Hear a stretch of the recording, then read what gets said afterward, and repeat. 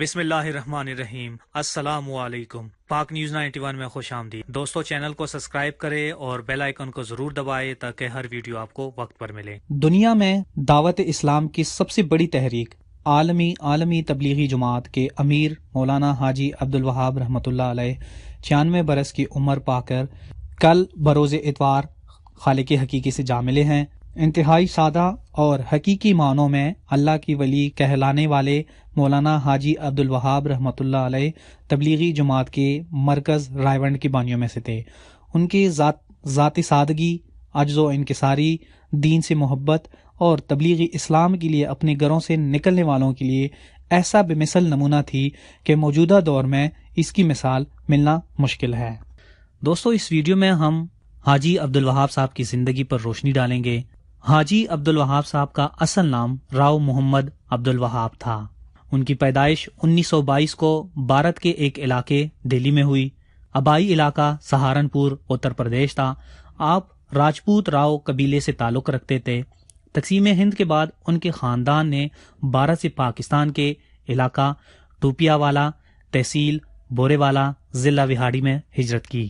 حاجی عبدالوہاب صاحب نے اسلامیہ کالج لاہور سے اپنی تعلیم حاصل کی۔ گریجویشن کے بعد انہوں نے تحصیلدار کے طور پر کام کیا۔ نوجوانی میں حاجی عبدالوہاب مجلس احرار الاسلام کے ساتھ بھی منسلک رہے اور مولانا عبدالقادری رائے پوری کے اثرات سے بھی متاثر تھے۔ حاجی عبدالوہاب صاحب تبلیغی جماعت کے بانی مولانا الیاس کے زمانے سے ہی تبلیغی جماعت سے منسلک ہوئے تھے۔ آپ جنوری 1944 میں بھارت میں تبلیغی جماعت کے مرکز نظام الدین مرکز دہلی آئے اور یہاں تبلیغی جماعت کے بانی مولانا الیاس رحمۃ اللہ علیہ کے صحبت میں 6 ماہ گزارے۔ آپ نے اپنی نوکری کو دین کے لیے چھوڑا تاکہ اپنا وقت اور کوشش دین کی سربلندی کے لیے وقف کر سکے۔ آپ پاکستان میں ان 5 لوگوں میں سے ایک تھے جنہوں نے تبلیغ کے لیے اپنی پوری زندگی پیش کی۔ آپ براہ راست مولانا محمد الیاس، مولانا محمد یوسف اور مولانا انعام الحسن کی ساتھیوں میں سے تھے۔ محمد قریشی تبلیغی جماعت کے پہلے باقاعدہ امیر تھے۔ ان کی وفات کے بعد حاجی محمد بشیر دوسرے امیر مقرر ہوئے، جبکہ حاجی عبدالوہاب صاحب تیسری امیر مقرر ہوئے تھے۔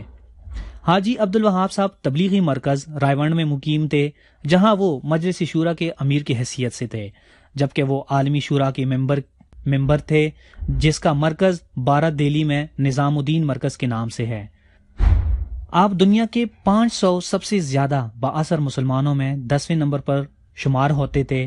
تمام مکاتب فکر میں آپ کو عزت و احترام سے دیکھا جاتا تھا اور آج بھی ان کا نام انتہائی باادب طریقے سے لیا جاتا ہے۔ مولانا طارق جمیل صاحب حاجی عبدالوہاب صاحب کے بارے میں فرماتے ہیں کہ ایک آدنا صاحب حال آدمی، ایسے آدمی اللہ پاک کروڑوں میں ایک چنتا ہے جن سے امت کے لیے کام لیا جاتا ہے، وہ صرف اسی کام کے لیے قبول کیے جاتے ہیں۔ زندگی میں آپ لوگ کبھی بھی ایسے شخص کو نہیں دیکھ سکو گے۔ مولانا طارق جمیل صاحب مزید فرماتے ہیں کہ میں نے ایسا انسان کبھی نہیں دیکھا۔ تبلیغ ان کا حال تھا۔ میں نے ان میں نبیوں والا درد دیکھا تھا، نبیوں والی تڑپ دیکھی تھی، امت کے لیے بے قراری، ایسا میں نے اپنی زندگی میں کسی شخص میں بھی نہیں دیکھا۔ تبلیغ کے علاوہ نہ حاجی عبدالوہاب صاحب کو کچھ اور سوچ آتی تھی اور نہ کبھی انہوں نے کچھ اور سوچا تبلیغ کے علاوہ۔ مفتی طارق مسعود صاحب اپنے ایک بیان میں فرماتے ہیں کہ ایک دفعہ پاکستان کے ایک سابق وزیر اعظم حاجی عبدالوہاب صاحب کے پاس گئے۔ انہوں نے جا کے بہت بڑی رقم دی اور کہا یہ رائیونڈ کے لیے ہے۔ تو حاجی عبدالوہاب صاحب نے فرمایا کہ ہمیں رقم نہیں چاہیے، ہمیں آپ کا وقت چاہیے۔ یہ رقم آپ اپنے پاس رکھ لے اور ہمیں وقت دے دے۔ ہمیں بندہ چاہیے تاکہ بندہ سدھر جائے۔ پیسہ تو آنی جانی والی چیز ہے، پیسے کا کیا ہے، پیسہ کچھ بھی نہیں، لیکن بندہ ٹھیک ہو جائے یہ بہت بڑی کامیابی ہے۔ اور تو یہ بات سن کے سابق وزیر اعظم نے کہا کہ حاجی صاحب اتنی بڑی رقم کوئی نہیں دے گا، اتنی بڑی رقم کوئی کسی مولوی کو نہیں دیتا۔ تو حاجی عبدالوہاب صاحب نے مسکراتے ہوئے کہا کہ اتنی بڑی رقم ٹھکرانے والا بھی نہیں ملے گا، اور حاجی عبدالوہاب صاحب نے رقم واپس کر دی۔ حاجی عبدالوہاب صاحب کا کہ جس انسان کو اللہ پاک نے 94 سال میں بھی روزہ رکھنے کی توفیق عطا فرمائی ہو، وہ کیا انسان ہوگا، ان کا کیا مقام ہوگا۔ اور دوستوں، آپ لوگوں کے ذہن میں یہ سوال آیا ہوگا کہ امیر حاجی عبدالوہاب کے بعد تبلیغی جماعت کا نیا امیر یا کون ہوں گے۔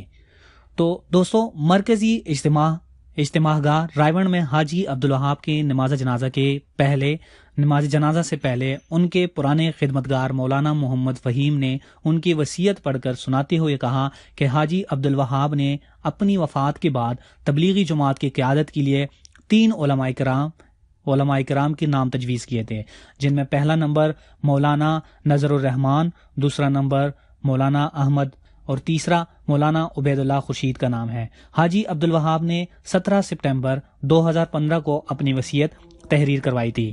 انڈیا سمیت دنیا بھر سے آئے ہوئے تبلیغی جماعت کے بزرگوں نے مشاورت کے بعد حاجی عبدالوہاب صاحب کی وصیت پر صدق دل سے عمل کا فیصلہ کیا، جس کے بعد مولانا نظر الرحمان تبلیغی جماعت کے موجودہ امیر ہوں گے۔